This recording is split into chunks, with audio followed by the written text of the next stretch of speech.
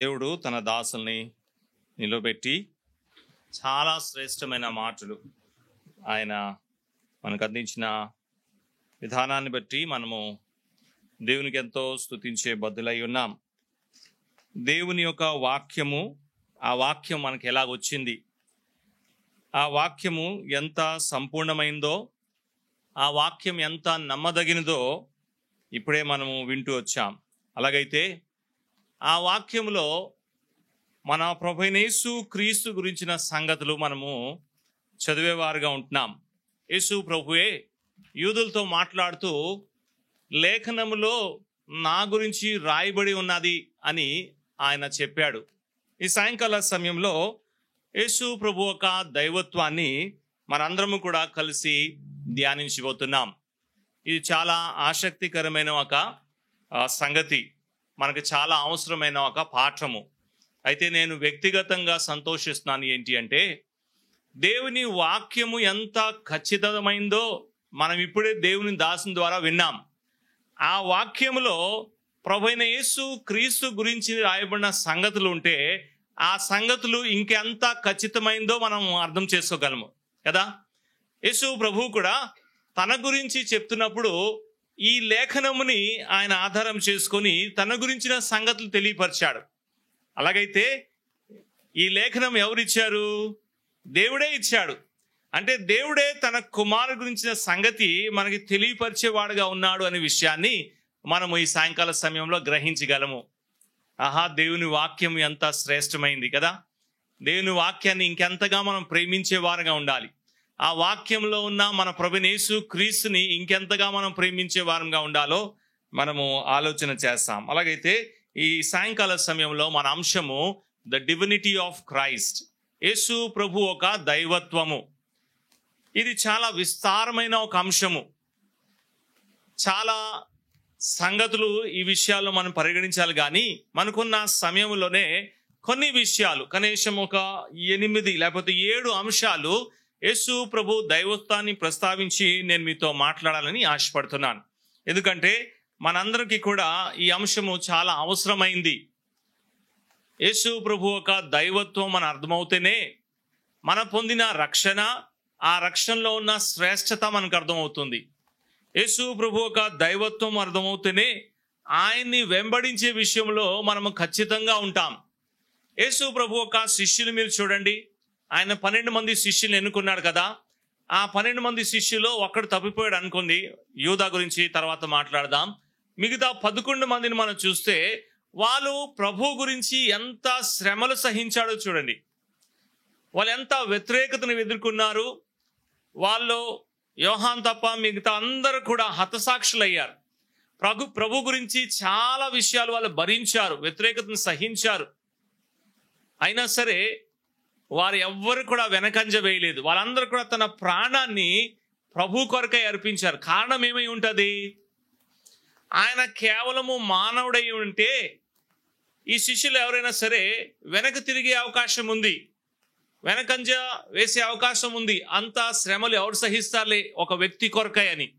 కానీ యేసు ప్రభు శిష్యులందరినీ మనము చూస్తే వారందరూ కూడా ప్రభు కొరకై తన ప్రాణాన్ని వాళ్ళు ఇచ్చేవారుగా ఉన్నారు. కారణం ఏంటి అంటే యేసు ప్రభు ఒక దైవత్వము వారు ఎరిగి ఉన్నారు. యేసు ప్రభు ఏమై ఉన్నాడో, ఆయన స్వభావము, ఆయన దేవునితో సమానుడు, ఆయనే దేవుడు అనే విషయాన్ని వారు ఎంత రూఢిగా నమ్మారో వారి జీవితాన్ని ప్రభు కొరకై దారిపోసిన విధానాన్ని చూస్తే మనకు అర్థమవుతుంది. అలాగైతే ఈ తరంలో ఉన్న మనము కూడా యేసు ప్రభు కొరకై నిలిచోవాలన్నా, ప్రభు కొరకై సాక్ష్యం ఇవ్వాలన్నా, ప్రభు కొరకై జీవించాలన్నా మొట్టమొదటిగా మనము గ్రహించవలసింది యేసు ప్రభు దైవత్వము. కేవలము యేసు ప్రభు దేవుడు అంటే సరిపోదు. యేసు ప్రభు దేవుడు అని నేను నమ్మినప్పుడు ఆ దైవత్వాన్ని నేను నిరూపించేవాడుగా ఉండాలి. అట్లీస్ట్ నా ఒక మనస్సాక్షికి, నా ఒక ఆలోచనకి నేను ఈ విషయాన్ని గట్టిగా పట్టుకునేవాడుగా ఉండాలి. అలాగైతే రండి, ఈ సాయంకాల సమయంలో యేసు ప్రభు ఒక దైవత్వం గురించి మనము కొంతసేపు ఆలోచన చేస్తాం. దాంట్లో మొట్టమొదటిది ఆయన నిత్యత్వంలో నుంచి ఉన్నవాడు. యోహాను సువార్త 1వ అధ్యాయం 1వ వచనాన్ని మనం చదువుకుందాం. హిస్ ఇటర్నల్ ఎగ్జిస్టెన్స్, ఆయన నిత్యత్వంలో ఉన్న విధానాన్ని బట్టి ఆయన దైవత్వాన్ని మనము గ్రహించగలము. యోహాను సువార్త 1వ అధ్యాయం 1వ వచనం. యోహాను సువార్త 1వ అధ్యాయం 1వ వచనంలో మనం ఈ విధంగా చదువుతున్నాం కదా. ఆదియందు వాక్యం ఉండెను, వాక్యము దేవుడితో ఉండెను, వాక్యము దేవుడై ఉండెను. 14వ వచనంలో ఆ వాక్యమే శరీరధారి అయి కృపా సత్య సంపూర్ణంగా మన మధ్యలో నివసించెను. మనకు తెలుసు ఈ మాటలు ఎవరి గురించి చెప్పబడుతున్నాయని.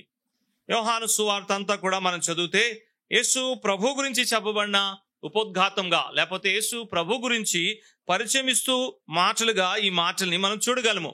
అలాగైతే మొదటి వచనంలో ఏ వాక్యము గురించి అయితే చెప్పబడుతుందో ఆ వాక్యమే 14వ వచనంలో దేహధారిగా మనకి కనబడుతున్నాడు అనే విషయాన్ని చూస్తున్నాం. ఆ వ్యక్తి మన ప్రభు అయిన యేసు క్రీస్తు. అలాగైతే ఇక్కడ ఒక మాట మనం ఆలోచన చేయాలి. మరలా ఒకసారి ఆ వాక్యాన్ని మనం చదువుదాం, అప్పుడు మనకి క్లారిటీ వస్తుంది. 1వ వచనం, ఆదియందు వాక్యం ఉండెను, ఆ వాక్యము దేవుని యొద్ద ఉండెను. అంటే వాక్యము దేవుడు, ఒక డిస్టింక్ట్ ఐడెంటిటీని మనం చూస్తున్నాం. కానీ నెక్స్ట్ మాట్లాడినప్పుడు ఏమంటున్నాడు? వాక్యము దేవుడై ఉండెను కదండి. అంటే వాక్యము ఈజ్ ఈక్వల్స్ టు దేవుడు కదా. The word is equals to God. కానీ దానికి ముందు ఫ్రేజ్ లో ఏమంటున్నాడు? దానికి ముందు ఫ్రేజ్ లో ఈ రెండింటిని భిన్నంగా మనకు చూపెడుతున్నాడు. అంటే వర్డ్ ఒక డిస్టింక్ట్ ఐడెంటిటీ, అదే సమయంలో గాడ్ లేకపోతే దేవునితో ఉన్న ఈ వాక్యము, ఆ దేవుడు, ఈ రెండు డిస్టింక్ట్ ఐడెంటిటీగా మనకు కనబడుతుంది. కానీ ఇద్దరు ఒకటే అనే విషయాన్ని చివరిలో చెప్తున్నాడు. ద వర్డ్ వాజ్ గాడ్, లేకపోతే వాక్యము దేవుడై ఉండేను అనే మాటను చూస్తున్నాం. ఇక్కడ ఒక మాట నేను ఆగి మీకు అందించాలని ఆశపడుతున్నాను. అదేంటి అంటే త్రిత్వము గురించిన ఒక చిన్న తలంపు. ఎందుకంటే బైబిల్లో మనకి ట్రినిటీ, త్రిత్వము కనబడుతుంది. అంటే తండ్రి అయిన దేవుడు కనబడుతున్నాడు, కుమారుడైన దేవుడు కనబడుతున్నాడు, అదే సమయంలో పరిశుద్ధాత్మైన దేవుడు కనబడుతున్నాడు. మళ్ళీ చాలా మంది ఏమనుకుంటా ఉంటారంటే ఈ ముగ్గురు వేరే వేరే వ్యక్తులు అనుకుంటాం. అలా అనుకున్నా పర్లేదు, కానీ దాంతో పాటు జాగ్రత్త పడాల్సింది ఏంటంటే ముగ్గురు వేరే వేరేగా కనబడినా ఈ ముగ్గురు ఒక్కటే. మూడు వేరే వేరే దేవుళ్ళు కాదు. అది కూడా చాలా జాగ్రత్తగా మనము ఇది పరిగణలోకి తీసుకోవాలి. మూడు వేరే వేరే దేవుళ్ళు కాదు, కానీ ఆ ముగ్గురు ఒకటే.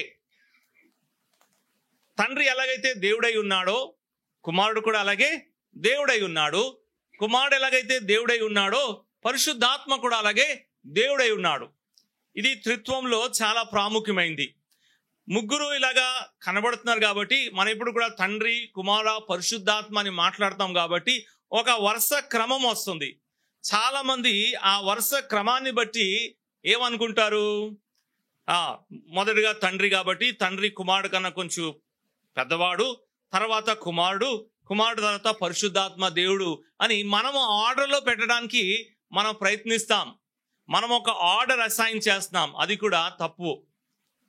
అంటే మనం మాట్లాడడానికి అలా కనబడుతుంది, వారి కార్య విధానాలు అలా కనబడుతున్నాయి, కానీ ఈ క్రమంలో కాదు. క్రమంను బట్టి వాళ్ళకున్న స్థానము కాదు. తండ్రి ఎలాగైతే దేవుడై ఉన్నాడో కుమారుడు కూడా అలాగే దేవుడై ఉన్నాడు. కుమారుడు ఎలాగే దేవుడై ఉన్నాడో పరిశుద్ధాత్మ కూడా అలాగే దేవుడై ఉన్నాడు. ఒకరు ఎక్కువ ఒకరు తక్కువ అనేది లేదు. ఈ విషయాన్ని మనం అర్థం చేసుకోవాలి. ముందు తండ్రి పేరు వస్తుంది కాబట్టి తండ్రి కుమారుడు కన్నా ఎక్కువ అని చాలా మంది బోధించేవారుగా ఉండాలి. అలాగైతే ఒక మాట చూడండి, యోహాను సువార్తలోనే 5వ అధ్యాయం 8వ వచనంలో ఆయన తండ్రితో సమానుడు అనే మాటని వాళ్ళు గ్రహించగలిగాడు.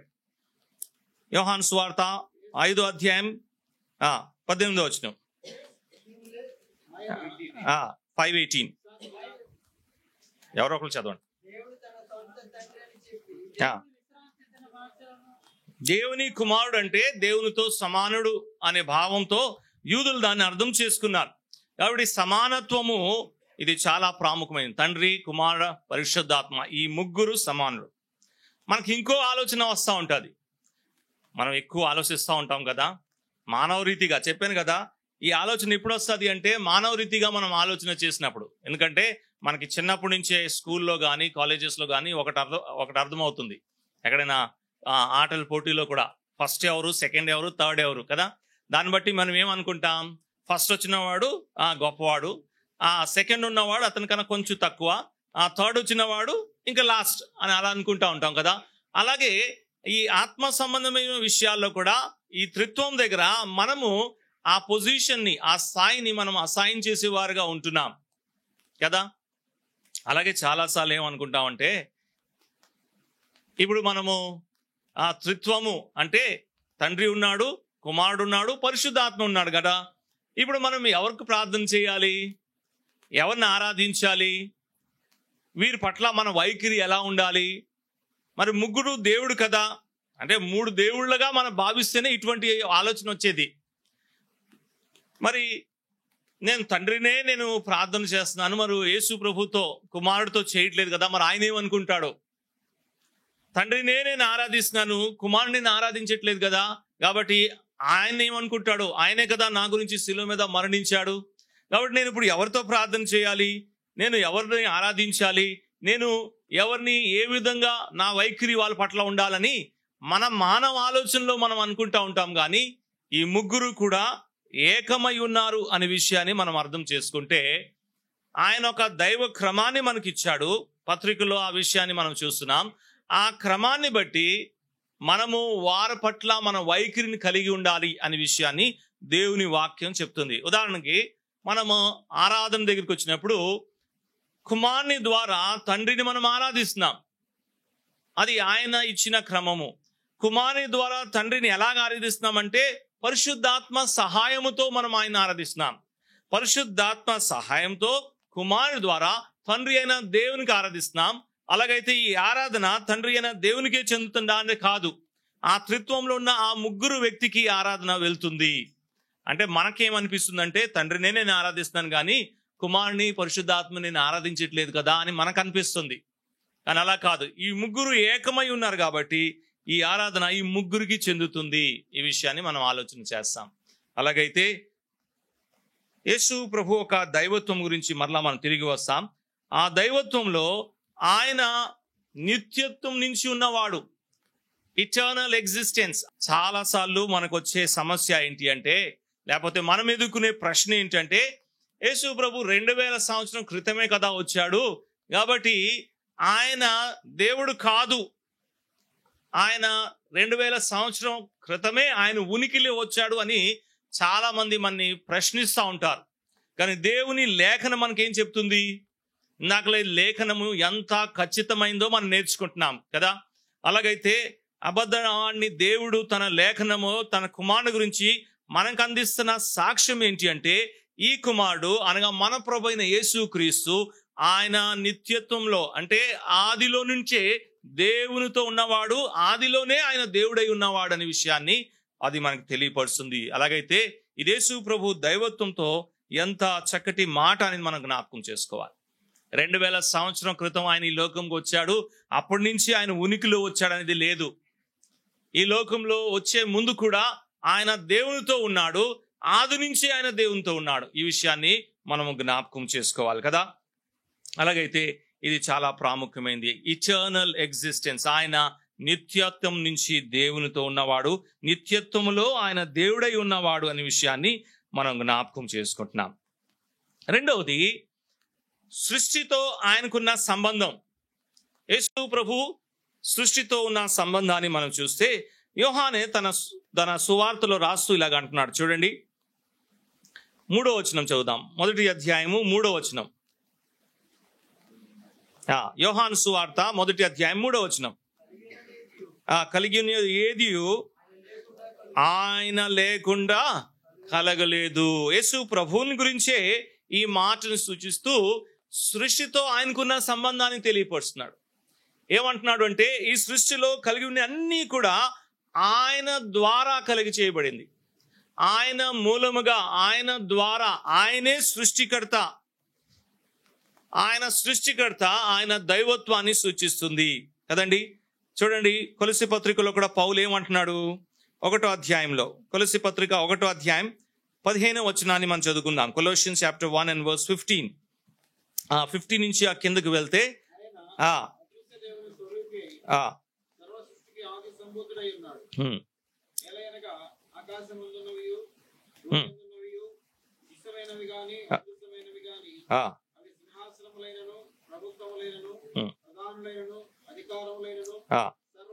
సర్వమును ఆయన యందు సృజించబడే అని చెప్తున్నాడు. ఆయన ద్వారా, ఆయన కొరకై, ఆయన యందు సృజించబడే అనే విషయాన్ని మనం చూస్తున్నాం. అలాగైతే ఆయన సృష్టికర్త అని కనబడుతున్నాడు. ప్రకటన గ్రంథం 4:11 కూడా అదే మాట చెప్తున్నారు. పరలోకంలో దేవదూతలు ఆ గొర్రె పిల్లను ఆరాధిస్తూ ఆయన గురించి చెప్తున్న మాట ఏంటంటే, నీవే సర్వాన్ని సృష్టించావు, నీ చిత్త ప్రకారము సర్వము సృష్టించబడాయి అని వాళ్ళు తెలియపరుస్తున్నారు. కాబట్టి యేసు ప్రభు సృష్టికర్తగా మనకు కనబడుతున్నాడు. దేవుని యొక్క స్వభావము, దేవుని యొక్క గుణ లక్షణంలో ఆయన సృష్టికర్త అయిన దేవుడై ఉన్నాడు. He is a creator god. ఆ ఒక క్రియేషన్ తో ఆయనకున్న సంబంధం తెలియపరుస్తుంది. ఏంటంటే ఆయన దేవుడు, ఈ దైవత్వము ఆయనలో కనబడుతుంది. ఆయన సృష్టికర్త, సమస్తాన్ని ఆయన సృష్టించాడు. సమస్తము ఆయన ద్వారా, ఆయన మూలంగా, ఆయన కొరకై సృష్టించబడాయని మనము కొలస్సీ పత్రికలో అలాగే ప్రకటన గ్రంథంలో కూడా మనము చదువుతున్నాం. అంత మాత్రమే కాకుండా దేవుడే ఆయన ద్వారా సమస్తాన్ని సృష్టించాడనే మాటను మనం చూస్తున్నాం. ఆయన ద్వారానే దేవుడు సమస్తాన్ని సృష్టించాడు. సృష్టికి ఆధారము మన ప్రభువైన యేసు క్రీస్తు. ఈ మాటల ద్వారా మనం ఏమర్థం చేసుకోవాలి అంటే, సృష్టి పైన ఆయనకున్న అధికారము, సృష్టించే అధికారము, ఆయనే సృష్టికర్త అయి ఉన్నాడు అనే విషయాన్ని మనం జ్ఞాపకం చేసుకోం. ఇది ఆయన దైవత్వాన్ని మనకు సూచిస్తుంది. మూడవది, ఇప్పుడు ఆయన దైవత్వం గురించి ఆయన శిష్యులు ఇస్తున్న సాక్ష్యం మనం చదువుతున్నాం. ఉదయకాల సమయంలో కూడా ఒక మాట చూసాం. చూడండి, తోమా యేసు ప్రభు గురించి ఏమన్నాడు? 20వ అధ్యాయంలో చదువుదాం కదా. 20వ అధ్యాయం 28వ వచనంలో తోమా యేసు ప్రభుని నా దేవా అంటున్నాడు కదా. చూడండి, 20వ అధ్యాయం 28వ వచనం ఏమంటున్నాడు? అందుకు తోమా ఆయనతో నా ప్రభువా, నా దేవా అన్నాడు. మై గాడ్ అంటున్నాడు. అసలు తోమా ఎవరు? తోమా ఎవరు అంటే ఒక యూదుడు కదండి. యూదులకి దేవుడు ఆజ్ఞాపించాడు, నేను తప్ప మీకు వేరే దేవుడు ఉండకూడదు అని. 10వ ఆజ్ఞలో మొట్టమొదటి ఆజ్ఞ దేవుడు యూదులకు అందించి ఇచ్చాడేంటి అంటే, నేను తప్ప మీకు వేరే దేవుడు ఎవరు ఉండకూడదు, మీరు ఏ విగ్రహము చేయకూడదు, దేన్ని కూడా మీరు మ్రొక్కకూడదు. దాని అర్థం ఏంటి అంటే, నేనే మీకు దేవుణ్ణి.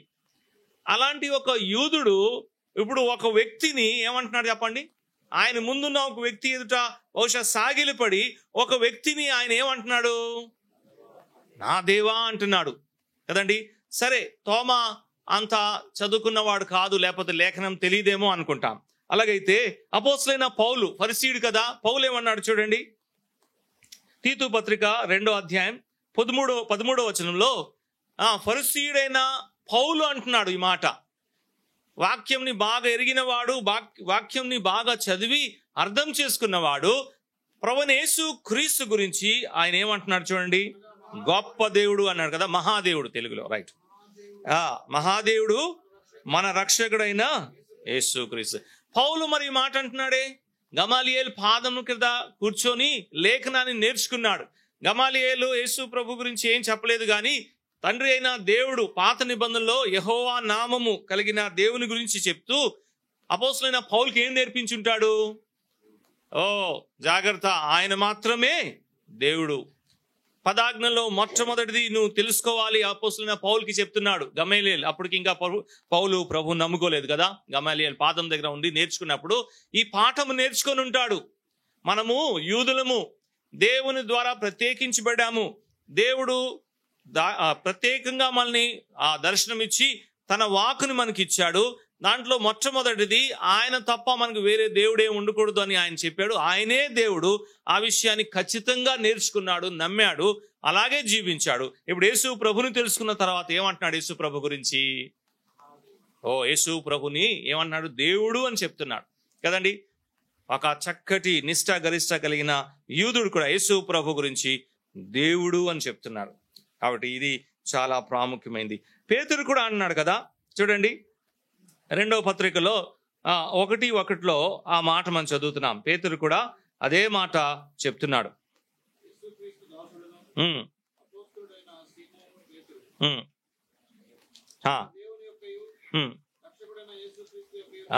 మన దేవుడు రక్షకుడైన యేసుక్రీస్తు అని చెప్తూ ఆ మాట చెప్తున్నాడు. హెబ్రీ పత్రికలో హెబ్రీ గ్రంథకర్త దేవుని గురించే ఒక సాక్ష్యం రాస్తూ దేవుడు ఈ కుమారుడితో మాట్లాడుతున్నప్పుడు ఎలాగా సంబోధిస్తున్నాడంటే దేవుడు అని చెప్తున్నాడు కదా. తండ్రియే కుమారుడితో మాట్లాడినప్పుడు ఆయన్ని ఎలాగ అడ్రస్ చేస్తున్నాడంటే గాడ్, దేవుడు అని చెప్తున్నాడు. ఇవన్నీ కూడా యేసు ప్రభుని ఉద్దేశించి చెప్పబడిన మాట. ఇవన్నీ కూడా యేసు ప్రభులున్న దైవత్వాన్ని ఇంకా నిర్ధారింపు చేస్తుంది. లేకపోతే యేసు ప్రభు ఒక దైవత్వం ఎంత ఖచ్చితమైందో ఈ మాటలో మనకు అర్థమవుతుంది. యేసు ప్రభుతో ఉన్న శిష్యులు, యేసు ప్రభుని ఎరిగిన వారు, అపోస్తలులైన పౌలు లాంటి వారు ప్రభుని తెలుసుకొని ఆయనలో ఉన్న దైవత్వాన్ని గుర్తించి ఆయన్ని దేవుడని వాళ్ళు సంబోధించారు. అలాగైతే యేసు ప్రభు ఒక దైవత్వము ఎంత ఖచ్చితమైందో, ఆయన ఈ లోకంకు వచ్చే ముందే ఆయన దేవునితో సమానము, దేవుడై ఉన్నాడనే విషయాన్ని మన ఫిలిప్పీ పత్రికలో చదువుతున్నాం.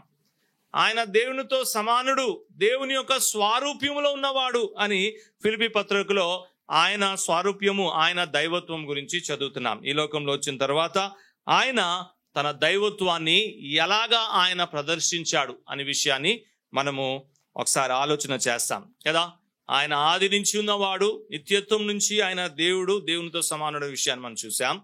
తర్వాత ఆయన సృష్టిలో ఆయన సమస్తాన్ని సృష్టించాడు, సృష్టికర్తగా ఆయన మనకు కనబడుతున్నాడు. అది కూడా దైవత్వం ఒక గుణలక్షణం అని చూసాం.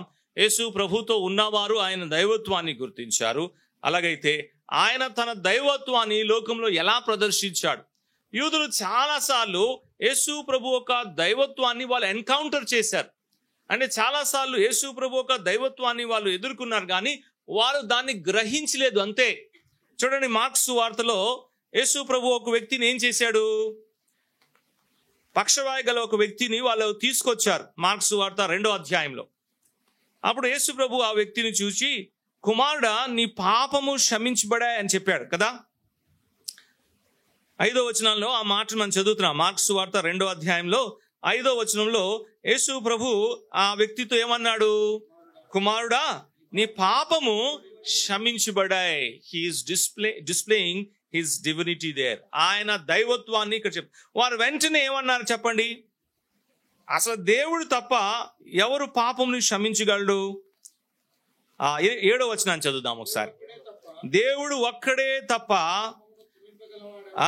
పాపమును క్షమించగలవాడు ఎవరు అని చెప్తున్నారు కదండి. ఇదిగో యేసు ప్రభు ఒక దైవత్వాన్ని వాళ్ళు ఎన్కౌంటర్ చేస్తున్నారు, కానీ వాళ్ళ యొక్క ఆలోచనలో వాళ్ళు గ్రహించలేదు, లేకపోతే వాళ్ళు స్వీకరించలేదు అంతే. వాళ్ళు ఇంకా వేరే ఆలోచన కలిగి ఉన్నారు. ఈయన ఆయనే అన్నాడు. తర్వాత ఏమన్నాడు చూడండి, 8వ వచనంలో ఆయన అంటున్నాడు కదా, 9వ వచనంలో చెప్తున్నాడు, లేకపోతే 10వ వచనంలో చెప్తున్నాడు, మనిషి కుమారుడికి ఈ లోకంలో పాపము క్షమించే అధికారం ఉంది అని చెప్తున్నాడు. అంటే దాని అర్థం ఏంటి? పాపము క్షమించే అధికారము ఎవరికి ఉంది? దేవునికి మాత్రమే ఉంది. మరి అదే అధికారం నేను కూడా కలిగి ఉన్నాను అంటే దాని అర్థం ఏంటి?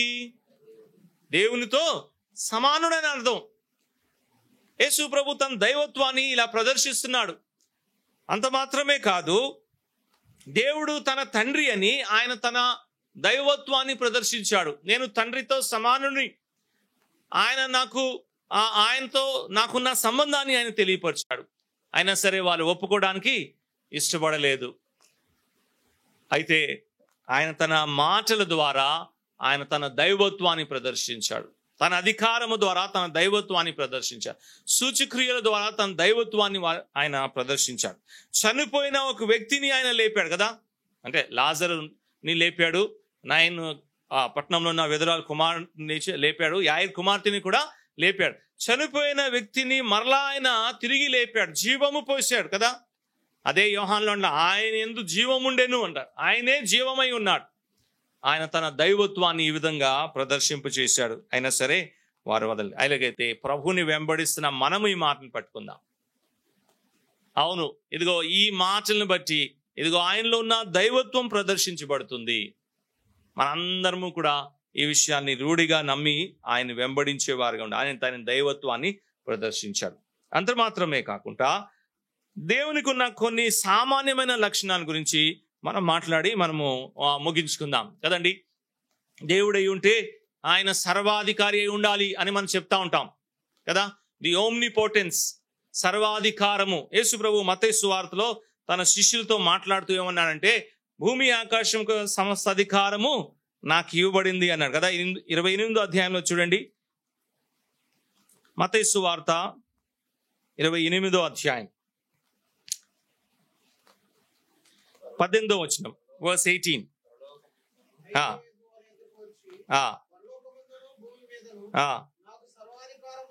నాకు సర్వాధికారము ఇవ్వబడి ఉన్నది అని చెప్తున్నాడు. ఇక్కడ వచ్చి ఆయనకున్న అధికారాన్ని మరలా శిష్యులకు తెలియపరుస్తున్నారు. దీనికి ముందు కూడా యేసు ప్రభు శిష్యులకు అధికారం ఇచ్చి పంపించాడు కదా. మనం ఆ మాటలు చదువుతున్నాం లూకా సువార్త 9వ అధ్యాయంలో, లూకా సువార్త 10వ అధ్యాయంలో ఆ మాటలు మనం చూడగలము. యేసు ప్రభు తన శిష్యులకి అధికారం ఇచ్చి పంపించాడు, స్వస్థపరిచే అధికారం ఇచ్చాడు, దయ్యాల్ని వెలగొట్టే అధికారం ఇచ్చాడు. ఆయనకు అధికారం ఉంది అనే విషయాన్ని ఆయన తెలియపరిచాడు. ఇక్కడ మరలా తన శిష్యులకు ఆ మాట చెప్తున్నాడు. ఈ మాటల్లో యేసు ప్రభుకున్న అధికారం మనకు కనబడుతుంది, లేకపోతే ఆయనకున్న శక్తి మనకు కనబడుతుంది. ఆయన సర్వశక్తి మంతుడు అనే విషయాన్ని యేసు ప్రభు తన శిష్యులకి తెలియపరిచాడు.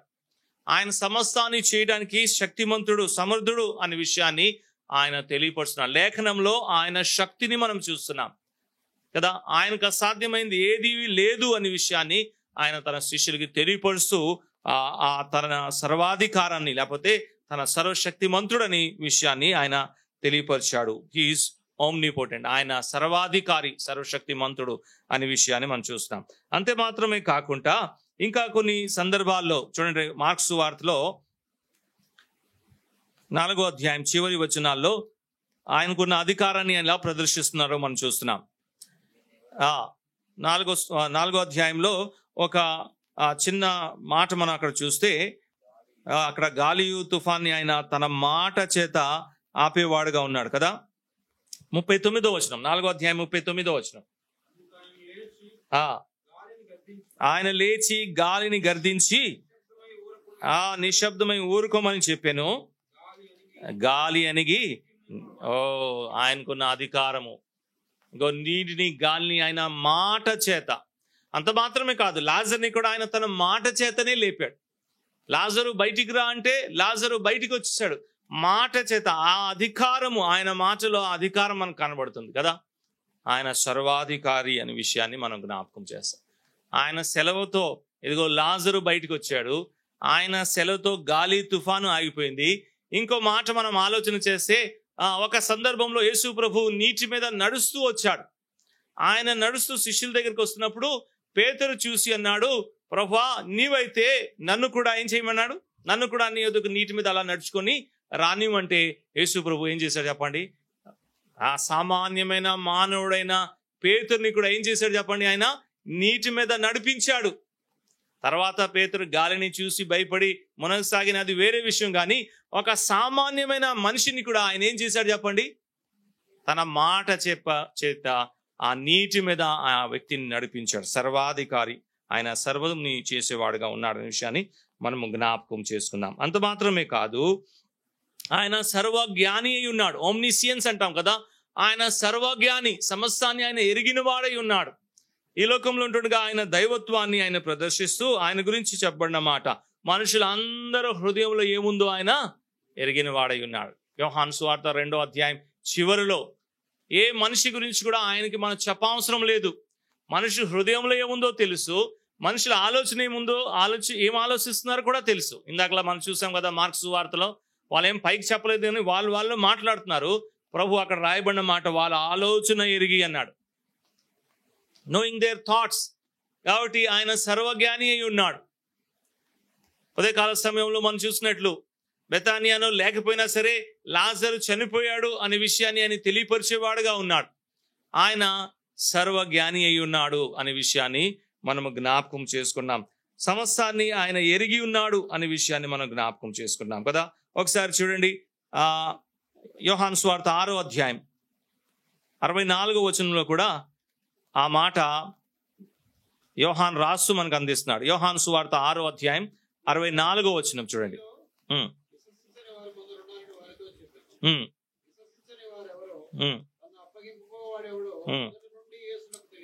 మొదటి నుండే he knew everything from the beginning. మొదటి నుండే ఆయనకి తెలుసు యేసు ప్రభుని ఎవరు వెంబడిస్తారో, ఎవరు అప్పగిస్తారో, ఎవరు ప్రభు పట్ల ఎటువంటి వైఖరి కలిగి ఉంటారో ఇవన్నీ కూడా మొదటి నుంచే ఆయన తెలుసు. యూదాని ఏర్పరచుకున్న ముందే తెలుసు, నతానియేలుని పిలిచే ముందే తెలుసు, పేతురుని పిలిచే ముందే తెలుసు. యేసు ప్రభుని వెంబడిస్తున్న వారి గురించి ముందుగానే ఆయన తెలుసు. సర్వ జ్ఞాని అయి ఉన్నాడు అనే విషయాన్ని మనము జ్ఞాపకం చేసుకుంటున్నాం కదండి. చూడండి, మార్క్స్ వార్త 6వ అధ్యాయం 3వ వచనంలో ఆయనకున్న జ్ఞానాన్ని బట్టి అక్కడున్న ప్రజలు ఆశ్చర్యపోతున్నారు. ఇంత జ్ఞానం ఎక్కడి నుంచి వచ్చింది అంటున్నారు కదా. మార్క్స్ వార్త 6వ అధ్యాయం 2వ వచనం వర్స్ 2.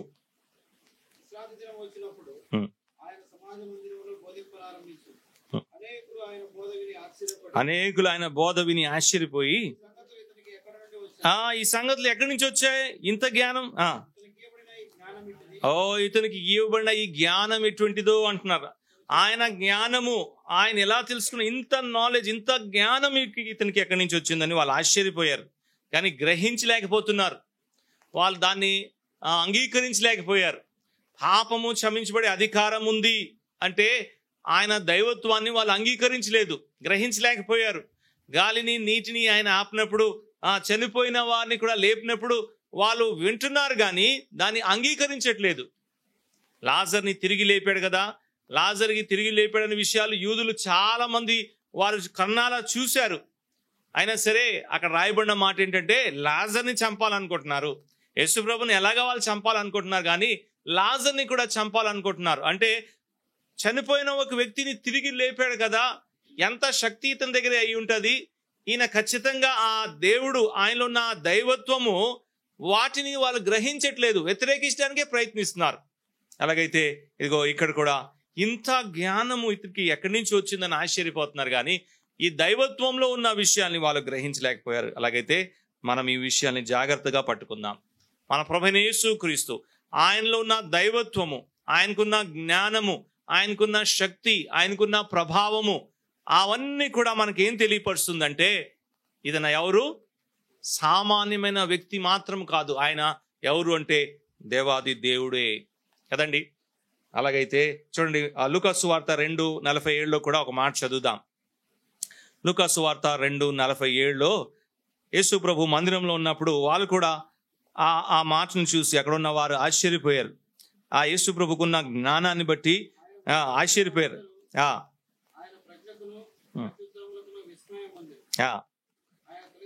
వాళ్ళు ఆశ్చర్యపోతున్నారు ప్రభు ఇచ్చిన జవాబులకి. ఆ ప్రభుకున్న జ్ఞానాన్ని బట్టి, ఇంత జ్ఞానము, ఇంత చక్కటి మాటలు వీళ్ళు ఎలా చెప్పగలుగుతున్నారని వాళ్ళు ఆశ్చర్యపోయారు. కాబట్టి ఆయనకున్న జ్ఞానము, హీస్ ఓమ్నిసెంట్, అన్ని ఎరిగిన వాడై ఉన్నాడు కదండి. అన్ని ఎరిగిన వాడు. యోహాను సువార్తలో యేసు ప్రభు మరణం సందర్భంలో చెప్తున్న మాట చూడండి, 19వ అధ్యాయంలో, యోహాను సువార్త 19వ అధ్యాయంలో సమస్తాన్ని ఆయన ముందు నుంచి ఎరిగిన వాడని ఒక మాట మనం చూసాం. 19వ అధ్యాయంలో మరణం సంబంధంలో మాట చెప్తున్నారు కదా. 28వ వచనం చూడండి, 28వ వచనం, యేసు ఎరిగి అని మాట చూసాం. కాబట్టి లేఖనం అన్ని ఆయన ఎరిగిన వాడై ఉన్నాడు. లేఖనంలో తన గురించి రాయకున్న సంగతులు అన్ని కూడా ఎరిగిన వాడై, ఏమేమి నెరవేర్చబడిందో, ఏమేమి నెరవేర్చబడాలో అవన్నీ కూడా ఎరిగిన వాడై ఉన్నాడు. ఓమ్నిసియంట్ అనే విషయాన్ని మనం జ్ఞాపకం చేసుకుంటున్నాం. అంత మాత్రమే కాకుండా ఆయనకున్న అధికారాన్ని మనం జ్ఞాపకం చేసుకొని ఆయన దైవత్వాన్ని మనం గుర్తిస్తున్నాం. ఇంకా 2 పాయింట్స్ ఉన్నాయి, మనం చూసి ముగించేస్తాం కదా. ఆయనకున్న శక్తి గురించి ఒక మాట నేను జోడించి చెప్పాలనుకో. ఆయన శక్తిని ఆయన సూచక్రియలు చేస్తూ ప్రదర్శించాడు. అపోస్తల కార్య గ్రంథంలో ఇప్పుడు తీసి చదవవసరం లేదు, సమయం లేదు. అపోస్తల కార్య గ్రంథంలో పౌలు, బర్నబావాలు కదా ఇకోనియం, లిస్ట్రా ప్రాంతంకు వెళ్ళినప్పుడు వారు ఒక వ్యక్తిని బాగు చేశారు. ఒక వ్యక్తిని బాగు చేసినప్పుడు ఆ వ్యక్తి బలం లేనివాడుగా ఉన్నాడు, బహుశా పక్షవాయు గల వాడు ఉన్నాడు. అపోస్తలుడైన పౌలు చూశాడు, అతన్ని బాగు చేశాడు కదండి. అతన్ని బాగు చేస్తే అక్కడున్న ప్రజలందరూ కూడా ఏం చేశారు చెప్పండి, ఏమన్నారు? అన్యులు వాళ్ళందరూ వాళ్ళు ఏమన్నారు చెప్పండి? దేవతలు దిగి వచ్చారు అన్నారు. పౌలుకిని బర్నబాకిని వాళ్ళు ఏం చేశారు? బలులు అర్పించకు బలులు కూడా సిద్ధపరిచారు. కేవలము ఒక వ్యక్తికి, ఆ వ్యక్తి కూడా నడలేని స్థితిలో ఉంటే ఆ వ్యక్తిని బాగు చేసే అపోస్తులైన పౌలు బర్నబాకి వాళ్ళు ఏమన్నారు చెప్పండి? దేవతలు దిగి వచ్చారు కదా, the gods have come down to us అని చెప్పారు. అలాగైతే యేసు ప్రభు మార్క్స్ సువార్త మీరు చదవండి, యోహాను సువార్త మీరు చదవండి, మత్తయి సువార్త, వేలాది మందిని ఆయన బాగు చేశాడు. ఎంతో మంది కుంటివాడిని బాగు చేశాడు. ఎంతో మంది దెయ్యం పట్టిన వాడిని ఆయన బాగు చేశాడు. ఎంతో మంది పక్షవాయుగల వాడిని ఆయన బాగు చేశాడు. గుంపులు గుంపులుగా ఉన్న వ్యక్తులు ఆయన దగ్గర తీసుకొచ్చినప్పుడు వాళ్ళందరినీ బాగు చేశాడు. ఇదంతా ఒక ఎత్తు అయితే, చనిపోయిన వాడిని కూడా తిరిగి లేపాడు. ఇప్పుడు ఏమనాలి మనం? అక్కడ ఒక వ్యక్తినే పౌలు బర్నబాలు యేసు ప్రభు నామంలో స్వస్థత పరిస్తే వాళ్ళు దేవతలు దిగి వచ్చారని చెప్తే యేసు ప్రభు గురించి మనం ఏమనుకోవాలి కదండి? దేవుడే మానవ రూపిగా ఈ లోకంలో దిగి వచ్చాడని మాటని ఈ విషయాలు నిర్ధారిస్తున్నాయి. అంత మాత్రమే కాకుండా ఆయన సర్వవ్యాపి అయి ఉన్నాడు అనే విషయాన్ని జ్ఞాపకం చేస్తున్నాం. The omni presence of Christ కదా, ఆయన సర్వవ్యాపి అయి ఉన్నాడు. ఇందాకలా సహోదరు జాన్లీ ఆ మాటని మనకి తెలియపరిచారు. మత్తయి సువార్త 8వ అధ్యాయం 20వ వచనంలో ఆయన వాగ్దానం చేస్తున్నాడు. ఏమని వాగ్దానం చేస్తున్నాడు చూడండి. మత్తయి సువార్త 18వ అధ్యాయం 20వ వచనం. ఆయన చేసిన వాగ్దానాన్ని మనం జ్ఞాపకం చేసుకొని ఆయన సర్వవ్యాపి అయి ఉన్నాడు అనే విషయాన్ని తెలియపరుస్తున్నాడు.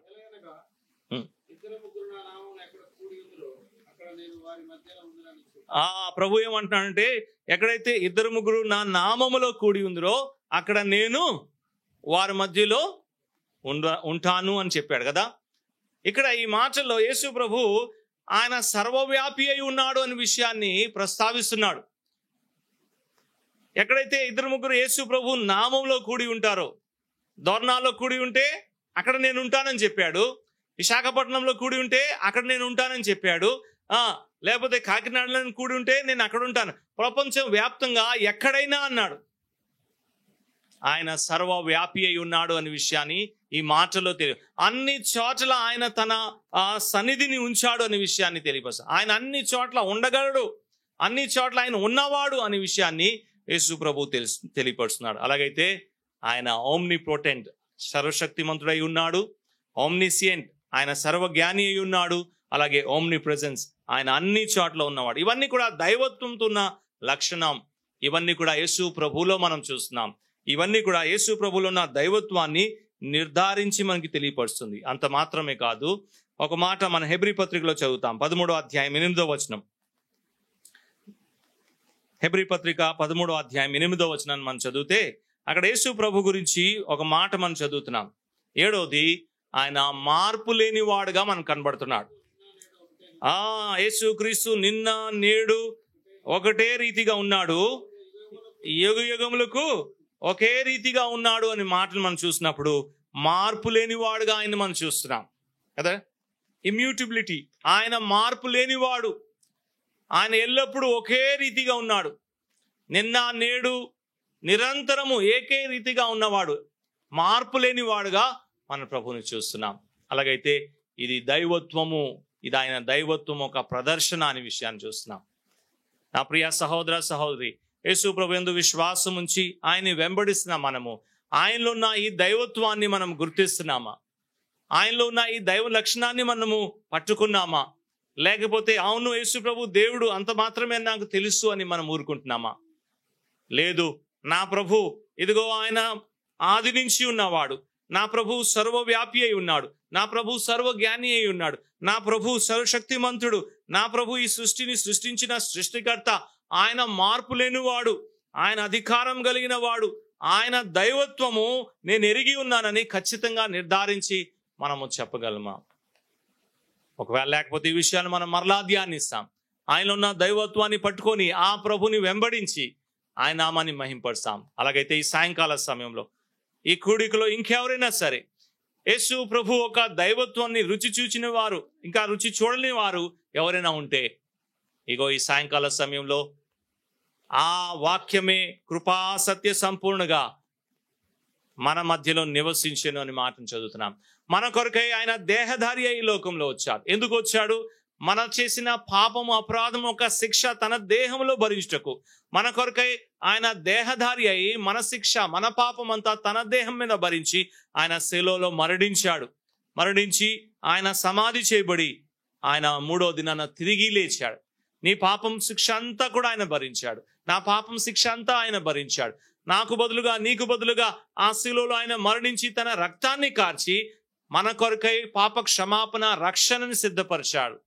ఎవరైతే ఆయన యందు విశ్వాసం ఇస్తారో, ఎవరైతే ఆయన అంగీకరిస్తారో, ఎవరైతే ఆ ప్రభుతో ప్రభువా నేను పాపి నన్ను క్షమించని ప్రార్థన చేస్తారో వారి పాపంని క్షమించుటకు ఆయన నిత్యము సజీవుడుగా ఉన్నాడు. ఈ సాయంకాల సమయంలో ఇదిగో ఆ ప్రభు ఆ దేవుడు నిన్ను పిలుస్తున్నాడు. ఆ ప్రభు నీ కొరకై మరణించాడు. నీ యొక్క పాపము కొరకై, నీ యొక్క పాప క్షమాపణ కొరకై ఆయన ప్రాశ్చిత్తం చేశాడు, తన రక్తాన్ని కార్చాడు. ఈ సాయంకాల సమయంలో ఈ దేవుణ్ణి దాటి వెళ్ళొద్దు.